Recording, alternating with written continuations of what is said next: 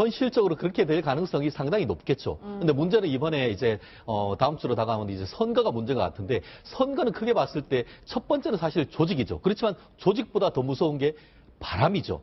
근데 지금 이게 뭐 선거 때는 지금 홍 후보 같은 경우에는 재계 짝대기도 필요하다. 아니면은 뭐 지푸라기도 필요하다라고 해서 이런 식으로 그 의원들을 모시고 왔지만 이와 같이 모시고 왔는 것은 세를 보여주고 그 내부에 있는 조직을 동원해서 TK 지역과 PK 지역에 있는 의원들의 표를 모으겠다라는 그런 취지가 어떤 실리가 강했는데 아시다시피 어제 오늘에 부르는 이른바 그 역풍이 상당히 강했기 때문에 조직으로서의 실리보다는 오히려 어떤 바람이 불므로써의 홍 후보에 대한 표가 떠내려가는 그런 측면이 있기 때문에 홍 후보로서도 상당히 당혹스러운 상황인 것 같은데요. 홍 후보 입장에서 플러스가 막 되는 건 아니니까. 예, 반드시 단정하기는 어려운데 다만 바람이란 것이 그냥 한 번에 불어가는 것이냐 아니면 한 주 남은 동안 계속 불 것이냐 이런 부분에 문제가 있어가지고는 아마 홍 후보 입장에서는 조직으로서의 어떤 득이 더 크다라고 판단을 했는 것 같은데 그 같은 것은 다음 주 정말 화요일 날 뚜껑을 열어보면 알지 않겠습니까? 예, 이현정 의원님 저희가 어제 황영철 의원 전화 연결 같이 할 때 분명히 이렇게 말씀하셨어요. 자유한국당 입당은 물론이고 당협위원장 자리까지 가능하다 이런 취지로 말씀을 하셨는데 아니 입당조차도 어려운데 너무 이 탈당한 의원들 순진하게 홍준표 후보 말만 믿고 간 거 아닐까요? 그러니까 정치는요 정말 그때 대봐야 아는 거예요. 그러니까 이게 뭐냐면 아마 그렇게 아마 약속을 했을 겁니다. 이철우 사무총장이 해서 지금 현재 왜냐하면 그 의원들 나온 데는 전부 다 조직책이 임명이 돼 있어요. 자 그러면 이제 들어올 때는 뭐겠습니까? 당협위원장 당연히 약속을 했지 않겠습니까? 그러니까 약속을 하고 그다음에 들어온 즉시 이제 복당을 하고 했는데 문제는 이제 이 친박들이 간단치가 않습니다. 왜냐하면 친박들의 숫자도 많을 뿐더러 그다음에 친박들이 조직적으로 반대를 할 경우에 이게 홍 후보가 지금 당내에서 후보 말고는 지금 뭐 아무 세력이 없어요. 솔직하게 해서 지금 어떤 면에서 보면 친박들 세력이 떠 있는 상황이거든요. 홍준표 후보가 그렇죠. 홍준표 후보 같은 경우는 당내 본인 스스로 이야기했지만 독고다니라고 이야기했지 않습니까? 예. 아무런 지금 당내 기반이 없어요. 예. 그렇다고 하더라도 지금 홍준표 후보에 대해서 지금 당내에서 만약 서청원 의원이나 이런 분들이 지금 어떤 다시금 이제 일어나서 만약 당원권 정지 해제시키면 이분은 다시 복귀할 거 아니겠습니까? 그러면 이 당 끝나고 나면 당연히 세대체제도 뽑겠죠. 자, 그러면 그때부터 이제 세대결이 시작되는 겁니다. 그러니까 그러면서 이게 쉽지가 않습니다. 그러니까 특히 새로 들어간 의원들 같은 경우는 이 조직 같은 경우는 절대 정치는 이 아무리 약속을 해도 들어가면 일단은 배신자는 가만 놔두지 않습니다. 어떤 식이든지 조직 해설 다 하고 그렇죠. 그다음에 상대방이 있거든요. 또 이미 조직책을 임명했기 때문에 그렇죠. 이 조직책이 가만히 있지 않아요. 또 왜냐하면 본인들이 들어오면 뺏기지 않습니까? 예. 그러면 밑에서부터 싸움이 시작되고 당원들도 예를 들어 싸움이 시작되면 이분들 가면 제가 참 어리석다는 게 뭐냐면 아니 3년이나 남으셨잖아요. 국회의원 아직 새로 뽑으려면. 그리고 이 선거 끝나면 판이 어떻게 될지 몰라요. 굳이 지금 상황에 가서 아무것도 보장 못 받는 데 가서 좀 뭘 얻겠다는 것인지 솔직히 모르겠어요. 물론 선거에서 이제 홍준표가 플러스 되는 그런 효과 때문에 갔는데 알겠습니다. 자기들 입장에서 보면 제가 볼 때는 그렇게 남는 건 없는 것 같아요. 저희가 직접 연결을 했던 하태경 의원은 한 명 정도는 더 있다 이런 얘기를 했는데 앞으로 또 누가 다시 이 한 척의 배가 유승민 후보 곁으로 돌아올지도 지켜보도록 하겠습니다. 다음 주제에 넘어가 볼 텐데요. 대선판에 뚝 떨어진 불똥 얘기입니다. 주제 먼저 확인해 보죠. 야, 이거 커지는데요. 또 다른 세월호 인양 관련 정보가 있다. 물고 늘어지는 홍준표 후보입니다. 이 대선 막판에 불거진 문재인 후보와 해양수산부의 세월호 인양 거래설에 대해 어제 해당 방송사는 긴 사과까지 했었습니다. 하지만 대선판에 확실히 불똥이 옮겨 붙었는데요. 홍준표 후보 오늘 이렇게 얘기했습니다. 방송과 언론에서 진짜 뉴스를 방영을 해놓고 그것을 갖다 겁이 나니까 가짜 뉴스였다 이렇게 방송하는 게 그게 방송 맞습니까? 요즘 가짜 여론조사를 보니까 대통령이 될 것 같으니까 그에 겁먹고 번복한 거 아닙니까? 내 보도본부장이라는 사람이 나와가지고 6분 동안 자기가 진짜 뉴스 방송하고 가짜 뉴스였다고 사과 방송하는 그 사람, 내 이거 대한민국 방송사상 그런 거짓말 방송은 내 처음이라고 봅니다. 어제 해당 방송사가 긴 사과까지 했고 일단 이렇게 일단락 되는 줄 알았는데 홍준표 후보가 어제부터 오늘까지 연일 목소리를 크게 내고 있어요. 김성환 평론가님. 근데 이거는 언론사가 판단해야 될 문제 아닌가요? 저는 그렇게 생각해요. 언론사가 만약에 이렇게 사과 방송을 했다는 거는 언론사 역사에 이거 치욕스러운 일이에요. 더군다나 앵커가 직접 이렇게 5분 30초 동안 사과를 했다고 하는 거는 이거는 어느 기자를 붙들고 물어봐도 이런 사과는 하지 않습니다. 그러니까 그건 뭐냐면은 기사에 결함이 있다는 걸 스스로 인정했다는 뜻이에요. 아무리 정치권이 압력을 넣는다 하더라도 이거는 아마 기자들한테 물어보면 다 알 거예요. 이렇게까지 사과 방송을 했다는 거는 기사 요건이 잘 안 맞았다고 하는 건데, 그래서 이제 SBS 측도 이 데스킹 과정에 문제가 있었다 이렇게 얘기를 했는데요. 기사 내용을 들여다봐도 이 지금 이렇게 의혹을 제기하는 그 근거가 되는 게 공무원 한 사람의 멘트일 뿐이에요. 그거 외에 다른 어떤 근거를 대지 못했는데 어떻게 이렇게 저는 개인적으로 이렇게 용감한 기사를 그냥 이렇게 예민한 기간에 이렇게 내보낼 수 있었는지 좀 납득이 안 되더라고요. 근데 홍준표 후보 입장에서는 사실 나온 거니까, 나온 거에서 이거 갑자기 기사도 사라지고 다 한 거니까 이거 뭔가가 다른 배경이 있는 거 아니냐 이렇게 의혹을 좀 제기하고 있는 상황 같아요. 예. 그러니까 홍준표 후보는 뭐 최근에 워낙 이제 자가 발전을 많이 하시기 때문에 그러니까 뭐 저건 답은 이제 정치적인 의도가 있는 거죠. 그리고 정치적 의도가 만약에 정치적 의도가 없고 뭔가 가지고 있는 게 분명하다면 공개하는 게 맞죠. 공개하는 게 맞고 당당하게 공개하시라 이런 말씀 드리고, 그런데 사실은 이제 이번 그 SBS 보도와 관련해서는 그러니까 보도 과정에도 제가 보기엔 좀 석연치 않은 부분이 있고 해명 과정에도 좀 석연치 않은 부분이 분명히 좀 있는 것 같아요. 그러니까 보도 과정에서의 그 문제라고 하는 것은 뭐 조금 전에도 이제 얘기하셨다시피 이게 지금 굉장히 민감한 시기에 이 뉴스가 나갈 경우에 어떤 파급력이 있을 거다라고 하는 것 정도는 더군다나 데스크가 그걸 제대로 판단을 못 내려서 이렇게 보도를 그냥 내보냈는가 하는 그 부분은 여전히 좀 의문으로 좀 남고요. 그리고 해명 과정 역시 마찬가지죠. 해명을 하더라도 그러니까 통상적인 그 해명 절차들이 있지 않습니까? 뭐 반론 보도를 허용하게 한다든지 아니면 뭐 좀 짧게 이렇게 뭐 그 사과문을 내보낸다든지 이런 식이 아니고 굉장히 장기간에 걸쳐서 장시간을 할애를 해서 중요한 시간대 그걸 설명을 또 했단 말이에요.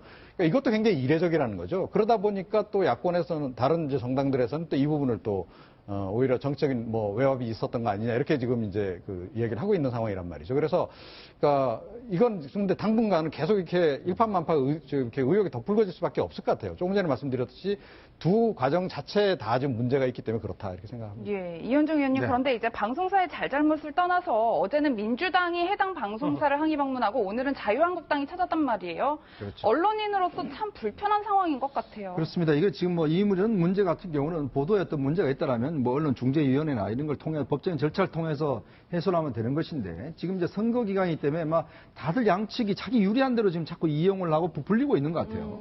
결국 이제 정치적인 싸움 자체로 이제 가기 위해서 이 내용을 이용하고 있는 것이죠. 그런 면에서 본다면 저는 과연 이 문제를 이렇게 확대해서 이용할 수 있는 문제인가 하는 데서 의문을 제기를 합니다. 그것도 악용이란 말씀이죠. 그렇죠. 이거 민주당도 마찬가지고 지금 자유한국당도 마찬가지고 서로 자기들한테 유리한 방향으로 지금 뭐 방송국을 상대로 윽박지르고 있는 그런 상황 아니겠습니까?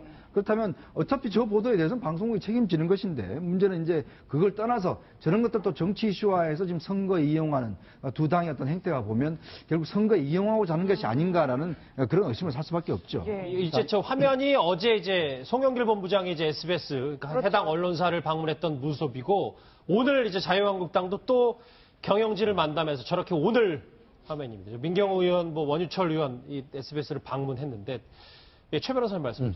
그렇습니다. 이것 같은 경우에는, 저도 이제 대한변협 대변인을 한 4년 정도 하면서 언론과 얘기를 해보면은 어떤 언론이 오보 내지 어떤 그 팩트가 잘못된 게 있었는데 수정을 요청했을 때 이런 식으로 재빨리 해가지고 해주는 케이스를 사실 본 적이 없는 것 같은데요. 이 문제 같은 경우에는 그 민주당 같은 경우에는 가짜뉴스다라고 하고 있고 오히려 한국당 같은 경우에는 진짜 뉴스인데 가짜뉴스라고 꼬리를 내렸다 이렇게 얘기를 하고 있는데 그렇다고 하면은 이것이 이른바 팩트 체크하는 것이 일단 필요한 것이 아닌가 하는 생각이 듭니다. 그렇게 해서 이와 같은 지금 언론 보도를 보니까 조만간 해수부에서 이에 대한 명확한 입장이 나온다라고 하는 것 같은데 이와 같은 언론 보도 과정이나 이 부분은 어차피 선거가 끝나서 어떤 사실관계를 밝힐 필요가 있겠지만 사실관계에 대한 확인은 이 선거 기간 동안 어떤 건지 맞는지에 대해서는 조금 더 확인할 필요는 또 있지 않을까 싶습니다. 일단 알겠습니다. 저 부분은 근데, 이거 좀 생각이 좀 다른데요. 뭐냐면은 그러니까 지금 SBS가 맨 처음에 보도를 할 때 문재인 후보를 의식해서 뭐 세월호 인양을 늦췄다거나 이런 식의 보도를 했잖아요. 예. 근데 민주당이 예를 들어서 예전에 이제 뭐 있었던 일처럼 비공개로 보도본부장이나 이런 사람한테 막 전화를 해가지고 항의를 하고 빼달라고 한다거나 이렇게 했다 그러면 이건 상당히 심각한 문제가 되는 것인데 이 깜깜이 기간 동안에 이런 보도가 나온 게 민주당 입장이나 문재인 후보 입장에서 굉장히 치명타가 될 수 있는 거였거든요. 그러니까 이거를 공개적인 방식으로 항의 방문을 한 것 자체가 저는 잘못됐다고 생각하지는 않아요. 왜냐하면 이런 보도가 나왔는데 이걸 언론중재위원회까지 가져가서 결정이 나오기까지 너무 시간이 오래 걸려요. 이걸 긴급하게 이 문제에 대해서 뭔가 국민 여론이 잘못됐다고 하는 걸 보여줄 필요가 있었다. 근데 거꾸로 그 다음에 이제 조치에 관한 문제는 이제 구분해야 될 것 같은데요. SBS가 그 다음에 판단하는 거예요. 근데 SBS가 이거는 사실과 다르거나 우리가 잘못 보도한 것이다라고 얘기를 했으면 자유한국당에서 그 부분에 대해서 이건 뭔가가 힘으로 뭔가 압력을 넣어서 이렇게 했다고 하는 거는 SBS라고 하는 존재를 무시해버리는 거예요. SBS가 판단해서 SBS가 알겠습니다. 이 보도가 잘못됐다고 얘기하는데 자유한국당이 이거는 또 무슨 음모가 있다거나 이렇게 표현하는 것은 전 잘못됐다고. 음모가 아니고 잠시만요. 사실관계에 대해서 얘기하는 거죠. 잠시만요. 저 언론사의 뭐 잘잘못 얘기는 조금 있다가 이 정도로 정리를 하고요. 저희는 이제 정치권이 이것을 어떻게 이용하고 있는지, 그리고 홍준표 후보 측이 왜 이렇게 세게 야가는지를 좀 분석을 해보고자 합니다. 홍준표 후보 측은 문재인 후보의 집권이 민주주의 위협이라는 표현도 하기도 했습니다. 그 목소리 한번 듣고 오실까요? 지금 위중한 국제 정세 속에서요, 체제의 전복이나 혼란이 아닌 안정적인 국가 대혁신, 이러한 프레임으로 저희 나가고 있습니다. 저희는 이제 미래를 위한 선택에 집중하면서 우선 불안한 국민들 또 위태로운 안보 상황에서 안정적인 혁신을 지향하고 있습니다. 네, 최소한도 혼란이 있을 것이다.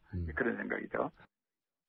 예, 뭐 체제의 전복과 혼란이란 말이 참 무섭게 들리는데 홍준표 후보는 뭐 이번에 집권하지 못하면 보트피플 신세가 될 것이다 이런 네. 말을 했는데 그게 무슨 뜻인가요? 그러니까 이제 월남 패망 이후에, 그러니까 이제 남쪽에 살던 사람들, 그러니까 보수주의자가 많은 거죠, 당연히. 그러니까 이 사람들이 불안함을 느낀 나머지 또 이제 그 정권에 이제 관계된 사람들도 많고 이 사람들이 이제 다 해외 도피를 이제 하게 되는 거죠. 그래서 이제 보트를 타고 이제 해외로 떠나는 그게 이제 대거 발생했는데 그 당시 이제 이걸 보트피플이라고 불렀던 건데, 그러니까 이 지금 홍준표 후보의 얘기는 이겁니다. 그러니까 좌파가 집권하게 되면 우리 다 이렇게 싹쓸이 해버리려고 한다. 그러니 우리 좀 빨리 이렇게 그런 일이 벌어지지 않도록 뭉쳐서 대동단결해서 저 좌파 집권을 막아야 된다. 그 얘기를 하는 겁니다. 이거보다 사실 좀 더 자극적인 표현도 썼죠. 킬링필드 얘기를 하지 않았습니까? 그러니까 이제 보수 또 지지 세력들 전부를 지금 적폐 세력으로 보고 있기 때문에 그렇다라고 하는 위기감을 이제 고조시켜서 본인의 지지 세력들을 좀 더 견고하게 좀 모으는. 그와 동시에 사실은 이제 중도 지형에 있는 유권자들도 겨냥한 거죠.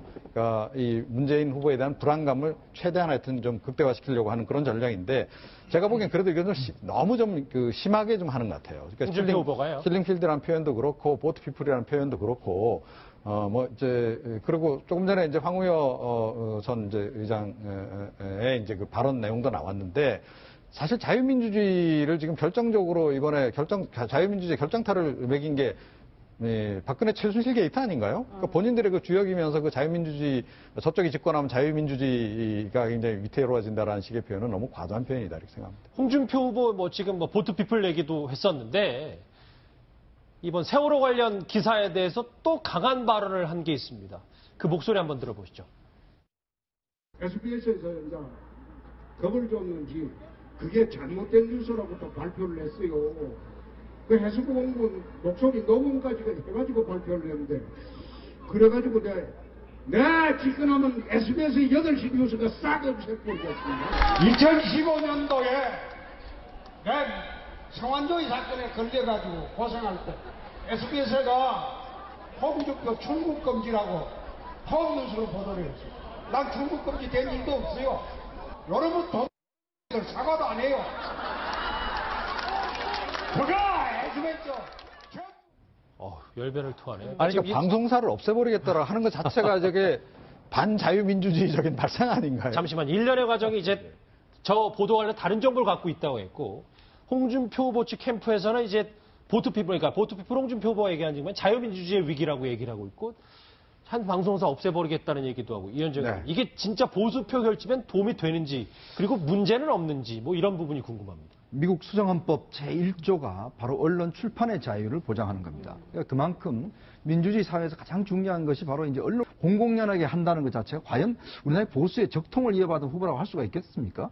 저는 그런 면에서 본다라면 홍준표의 저 발상은 정말 독재적 발상이다. 그리고 이거는 반헌법적 발상입니다. 우리 헌법에 기본적으로 그 언론 출판의 자유가 다 보장이 되어 있습니다. 예. 박근혜 전 대통령이 왜 탄핵당했습니까? 결국 헌법을 어겼기 때문에 탄핵당한 거 아니겠습니까? 국민의 손으로.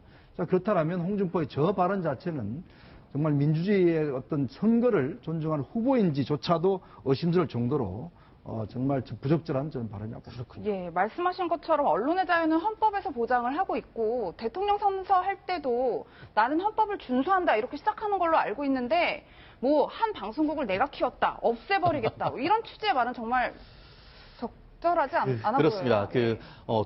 독일에서는 그 헌법의 수호자가 누구냐, 뭐 이런 그 논쟁이 있었습니다. 그게 대통령이다, 아니면 그게 헌법재판소다라고 했는데 결국 우리나라 헌법 같은 경우에는 최초의 어떤 헌법 수호자는 대통령이고 최후의 헌법 수호자는 헌법재판소가 되도록 돼 있는 것이죠. 결국 말씀하시는 것대로 대통령 그 다음 주에 그 당선이 되면 바로 선서하면서 해야 되는 것이 이 국가의 헌법 그리고 자유민주주의 질서를 수호해야 된다고 하는데 그 핵심이라고 할 수 있는 언론 출판의 자유와 관련해 가지고는 아무리 본인이 어떤 섭섭한 게 있다 하더라도 그와 같은 대상이 된 어떤 비판의 대상이 된 한 언론을 없애버리겠다 한 것은 본인을 어떤 지지하는 그런 그 측면에 대한 호소는 될지언정 본인이 지금 지지하지 않는 그 절반이 넘는 그 국민들에 대해서는 사실상 어떻게 보면 선전포고와 비슷한 것이 아니겠습니까? 그렇다고 한다고 하면은 설령 본인이 선거 막바지에서 마음이 불편하고 불안하다 한다 하더라도 이런 식의 발언은 좀 그 자제를 해야 될 것 같은데요. 뭐 특히 그 SBS 같은 경우에는 최초에 저도 기억이 합니다만 모래시계라는 것이 공전의 히트 아마 지금까지 어떤 그 시청률 탑 10 안에 들 정도의 시청률을 하면서 네. 본인이 있었기 때문에 SBS가 있었다라고 해서 어떻게 보면 굉장히 어떤 경강부회를 하고 있습니다만 본인은 그렇게 생각할지 몰라도 당사자는 그렇게 생각하지 않는다. 뭐 이렇게 보이는 것 같습니다. 세 분의 이제 패널 분들이 이제 한 목소리로 이제 대단히 부적절한 발언에 대해서인데 김성환 평론가님. 그러니까 또 모래시계 작가가 과거에 얘기했던 것들 본인이 키워졌다고 얘기하고 어느 쪽 얘기 온탕 냉탕과 온탕 왔다 갔다 하네요. 그러니까 홍준표 후보를 보면요. 천동설 주장하는 사람 같아요. 그러니까 홍준표 후보를 중심으로 해서 세상이 움직이는 것 같은 느낌을 받는데 방금 전에 모래시계도 말씀하셨지만 모래시계를 SBS가 만들어서 홍준표 후보가 떴지 홍준표 후보가 SBS를 모래시계를 만들어서 띄운 게 아니잖아요. 근데 거꾸로 지금 얘기하고 있다 이런 생각이 드는데요. 본인이 떴다. 네. 그 드라마 덕에. 그렇죠. 어떻게 홍준표 후보가 SBS를 키워줬습니까? 그 모래시계라는 드라마 때문에. 그 말이 안 되는 건데요. 그래서 보다 못한 송진아 씨. 그 모래시계를 쓴 작가잖아요. 송진아 씨가 지난 1일 이제 자기 홈페이지에다가 해명하는 글을 올렸어요. 그러니까 홍준표 후보라고 딱 찍어서 얘기하지는 않았지만 요즘에 그 모래시계의 어떤 그 주인공이라고 얘기하는 사람이 있는데 내가 지필차 취재했던 그 검사들 중에 한 명일 뿐이었다. 그 사람을 뭐 모델로 삼아가지고 내가 한 것은 아니었다. 이렇게 지금 얘기를 해버렸거든요. 그러니까 홍준표 후보가 앞으로 모래시계 검사라고 얘기할 수 없는 상황이 돼버리는 거 아닐까? 이러면은 아니, 그런 생각도 좀 그러니까 들어요. 모래시계 이 드라마 없었으면요. 사실은 홍준표 후보는 지금 정치 못하고 있어요. 정치권에 아예 진입도 못했습니다. 그러니까 모래시계 드라마가 너무 단언하시지 마요. 아니요. 네. 그 당시에 그랬어요. 그 드라마가 인기를 끌고 막 그렇게 세간에 화제가 되면서 예. 그 당시에 각 당들이 다 이 홍준표 검사를 영입하려고 애를 썼거든요. 심지어 그 노무현 전 대통령이 있던 꼬마 민주당조차도 그 당시에 이 홍준표 검사를 영입하려고 했어요. 그런데 이미 자기 저쪽에 약속돼 있어서 못 간다. 뭐 이런 이제 인터뷰 기사도 지금 이제 우리가 살펴보면 다 나오고 하는데, 그러니까 그런데 저는 이런 좀 문제 제기를 하고 싶어요. 그 모래시계 검사가 우리가 드라마에서 봤던 그 모래시계 검사가 정말 정치권에 들어와서 지금 굉장히 중진급 정치인이 됐다면 어떤 모습일까? 홍준표 의원의 모습일까? 아니면 홍준표 후보의 모습일까? 아니면 유승민 후보의 모습일까? 예, 이런 화제들. 다만 저는 잠시만요. 저희 뭐 판단은 뭐 그렇죠. 시청자분들이 예. 하시겠죠. 일단 뭐 알겠습니다. 이 언론사의 오보 그리고 사과까지 이제 정치권이 이용하고 특히 지금 홍준표 후보가 가장 큰 목소리를 내고 있다는 거에서 여러 뭐 네 분이 비판의 목소리를 내주셨는데 문재인 후보 측이 또 반격에 나섰습니다. 목소리 들어보시죠. 정인소환 우정부패 반발 색깔로 여성기하 거짓말. 여러분 더 말하면 우리가 부끄럽죠. 아무리 우리 동네 사람이라고 또 보수의 관점에서 보더라도 참가하지 않습니까? 여러분 홍준표 후보가 우리 보수를 개혁해서 건강하게 만들 수 있는 그런 후보입니까?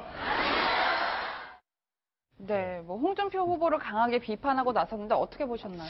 일단 뭐 지금 홍 후보에 대해서 이제 아무래도 비판하는 것 뭐 이런 거야 이제 선거판에서 당연한 걸로 보여지는데 사실 이 단초를 마련해 주는 게 바로 이제 문 후보 측입니다. 솔직히 이야기해서.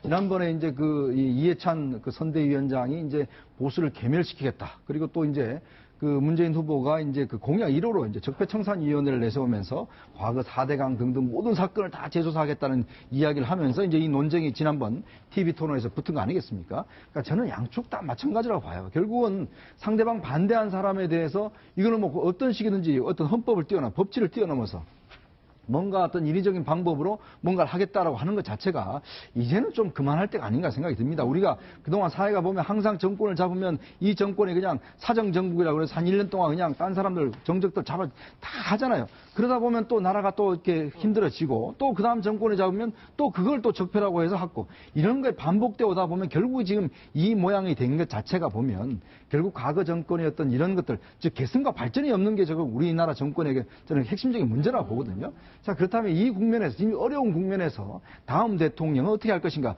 과연 청산과 적폐만 할 것인가? 아니면 개선 발전을 할 것인가? 저는 이 문제를 선택을 해야 된다고 봅니다. 홍준표 후보의 여러 가지 독설을 두고 지금 정치권이 더 뜨거워지고 있는데 좀 굵직한 얘기를 해봤으니까 잠깐만요. 홍준표 후보가 이런 막말에 가까운 독설 말고도 전국을 돌면서 노래 유세를 벌이고 있습니다. 잠깐 그 영상부터 만나고 오시겠어요? 전국!